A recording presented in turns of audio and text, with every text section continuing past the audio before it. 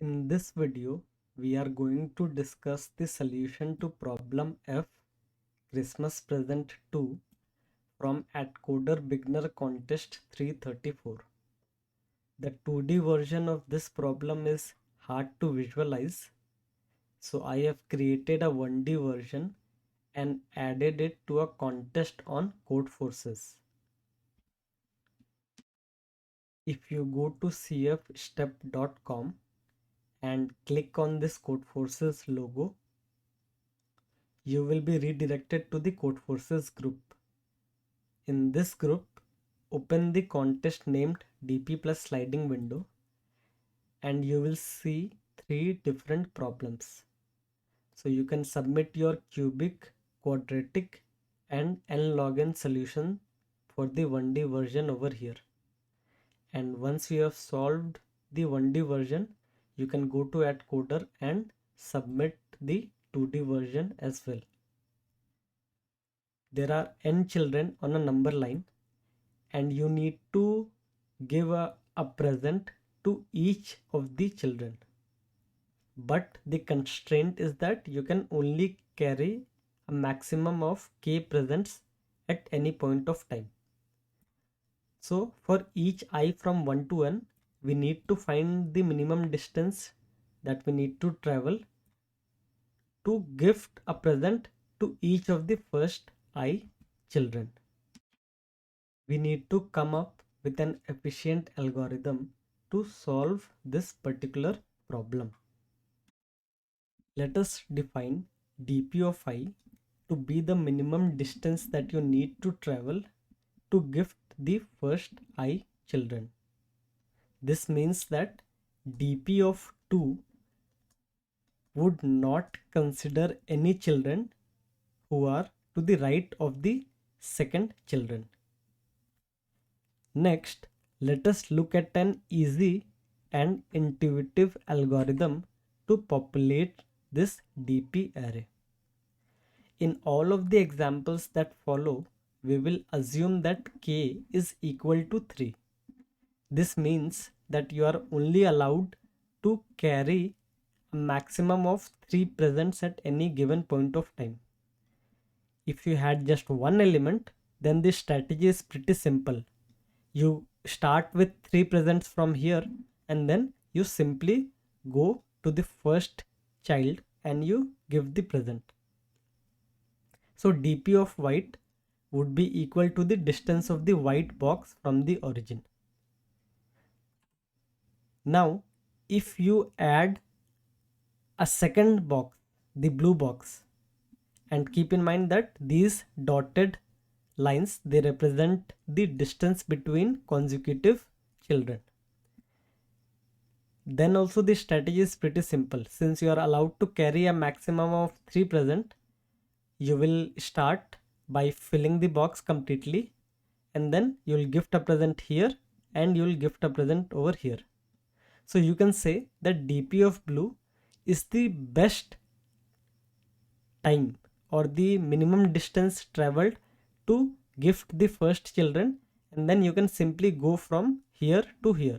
So that is why dp of blue would be equal to dp of white plus the distance from white to blue, right? Because the strategy would be you will go here first and then you will go here next. Next, if you add a pink box at the end, what would the dp value of the pink box be?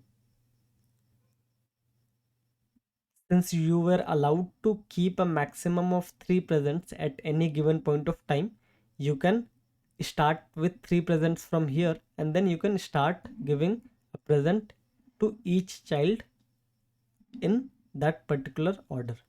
So dp of pink would be equal to the minimum distance that you need to travel to reach the blue cell and then the distance between these two cells, right? Because you do not need to go back to the origin to fill the box again.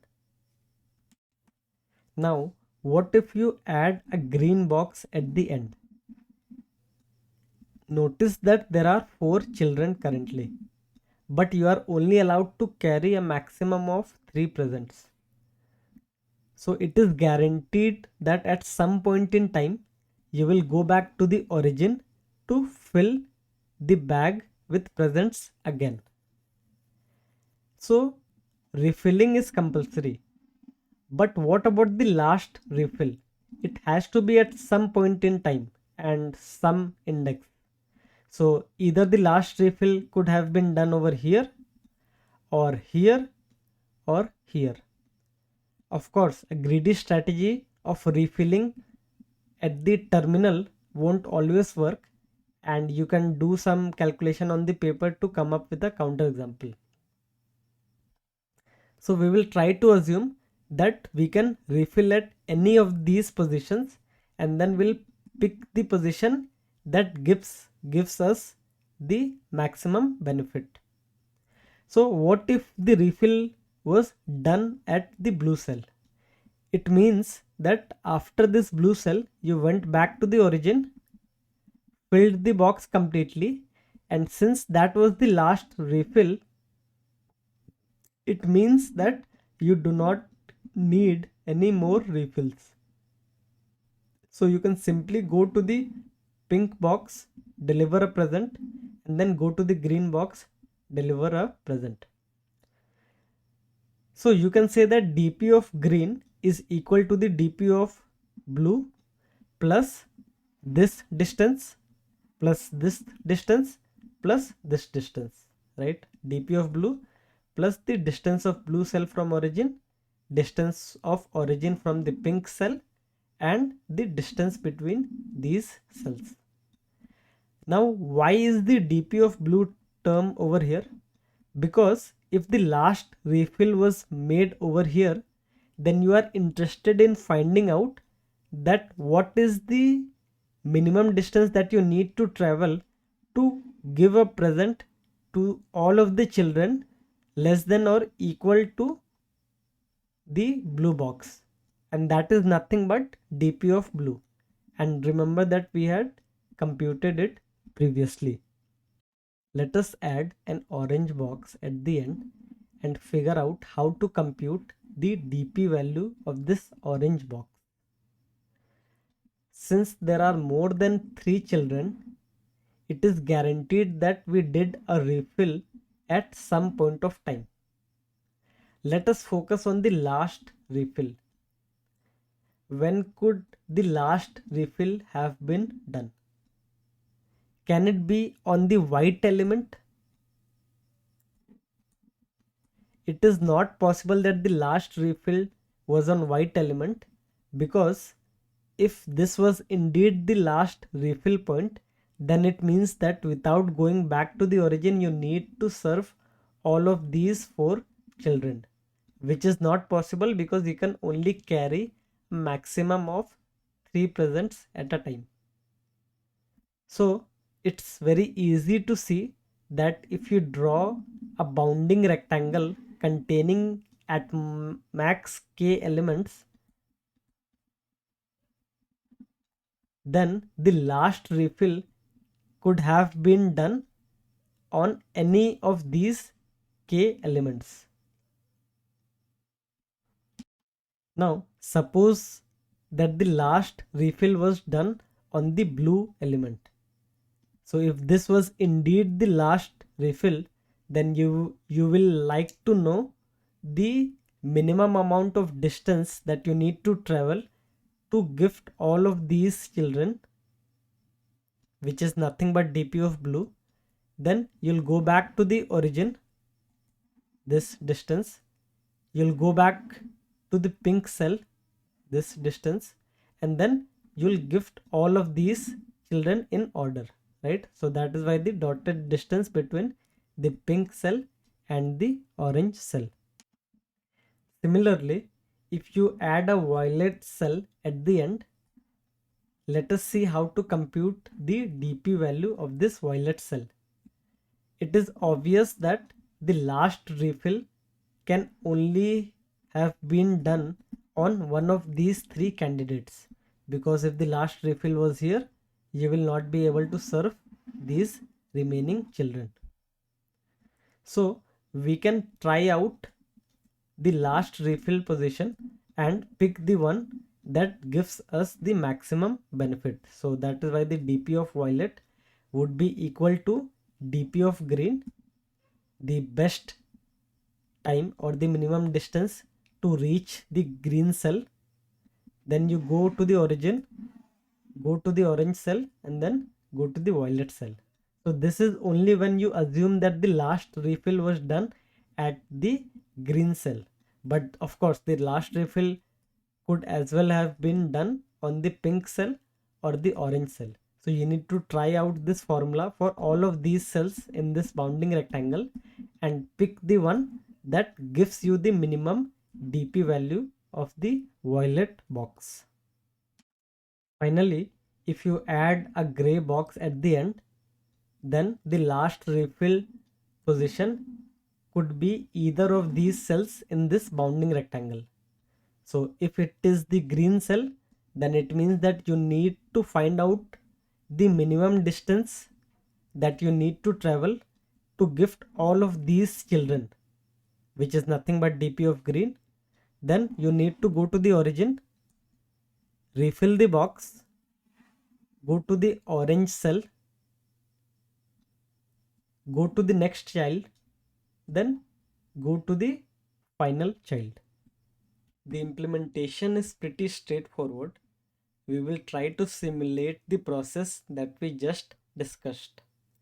First, we find out the distance of each cell from the origin. Next, we will find out the distance between the consecutive cells. This is nothing but the dotted lines that you saw in this particular diagram.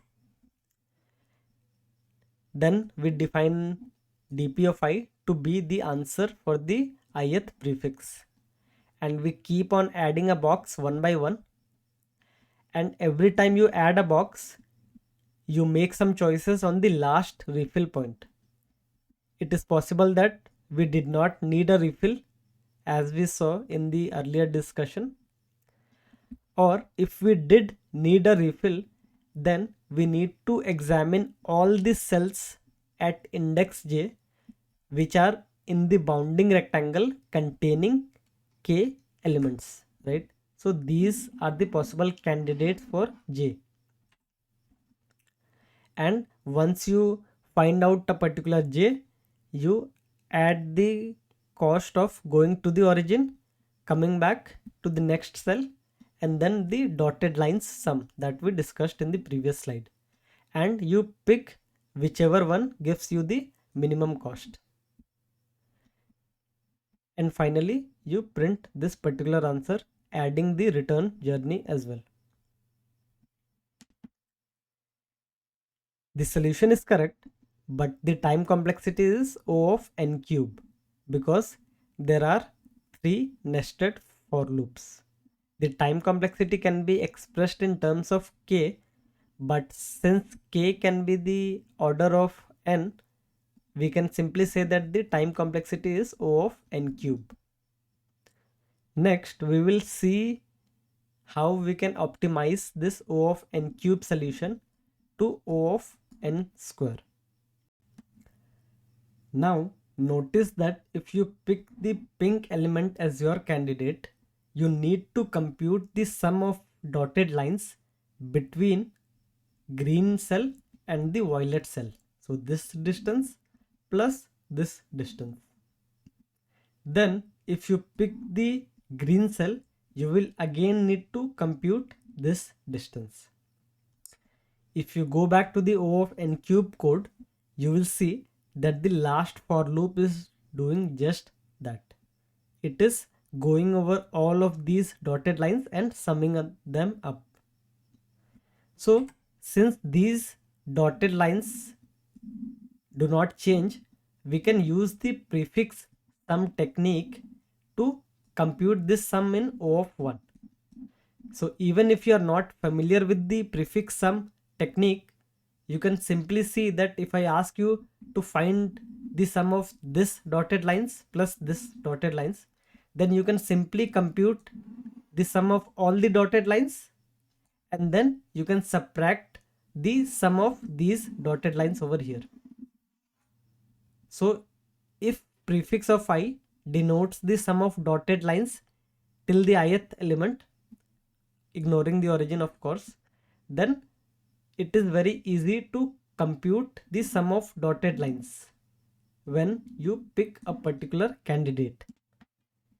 The code for O of n square solution is exactly the same as O of n cube. It's just that we are now using the prefix sum to compute the sum of the dotted lines efficiently. So this is the line that has changed from the previous solution, and we have replaced the for loop with this particular query function. And this particular query function is nothing but prefix of r minus prefix of l minus 1. Finally, let us look at how to reduce the complexity of the quadratic solution to n log n. If you go back to the quadratic solution, you will notice that for each element in the bounding rectangle, we are computing a formula, and then we take the minimum value of that formula. If you write that formula down, you will notice that if this is dp of I and if this is being considered as the jth index, then dp of this is nothing but the dp value of this plus this distance plus this distance plus these dotted distance, which is this. In this equation, notice that some of the terms depend on j, some of the terms depend on I, and some of the terms that depends on j can be computed beforehand. Even before starting the algorithm, this value is fixed, this value is fixed, and this value is also fixed.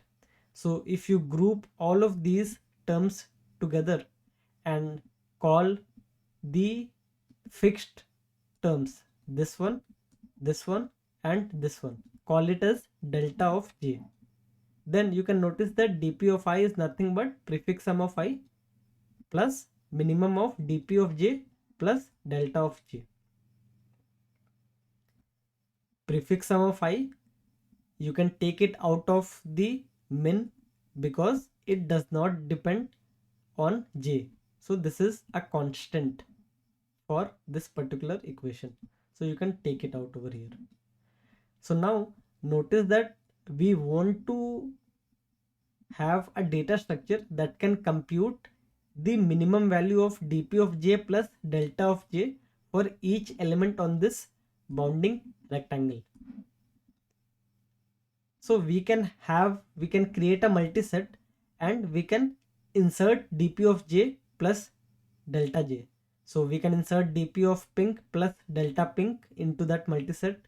We can insert dp of green plus delta green into that multiset. We can insert dp of orange plus delta of orange into that multiset, and then we can query the minimum in O of log n time. So querying the minimum is fine, right? It can compute in O of log n. But what happens when the bounding rectangle changes, right? So after some point in time, this element will go out of that bounding rectangle and this element will enter the bounding rectangle, because this will be the new bounding rectangle. So we need a data structure that supports query of the minimum element present, and it should also be able to delete the oldest element, and it should also have the capability to add a new element. So lucky for us, the multisets have all of these features in log n time. So every time one element will be invalidated from the bounding rectangle, so we find it using dp of pink plus delta of pink. We remove it from the multisets and then we add this element on the multiset, and this will ensure that we can always query the minimum value in that bounding rectangle in log n every time. So this is the formula. The code is exactly the same as O of n square. It's just that we will now also compute the delta value as seen on the previous slide. So we pre-compute all the delta values and we start iterating on the elements one by one, and every time the bounding rectangle will shift by 1. So if the number of elements on that bounding rectangle has become more than k, then we find out the oldest element and we delete it from that set. And to query the minimum value of dp of j plus delta of j, we can simply use the dot begin method, which gives you the smallest element in the set. So using this, we have removed the for loop that used to iterate on that bounding rectangle. Recall that the algorithm that we discussed was for the 1D version present on Codeforces. But if you think about it, there is no reason why this algorithm should not work for the 2D version.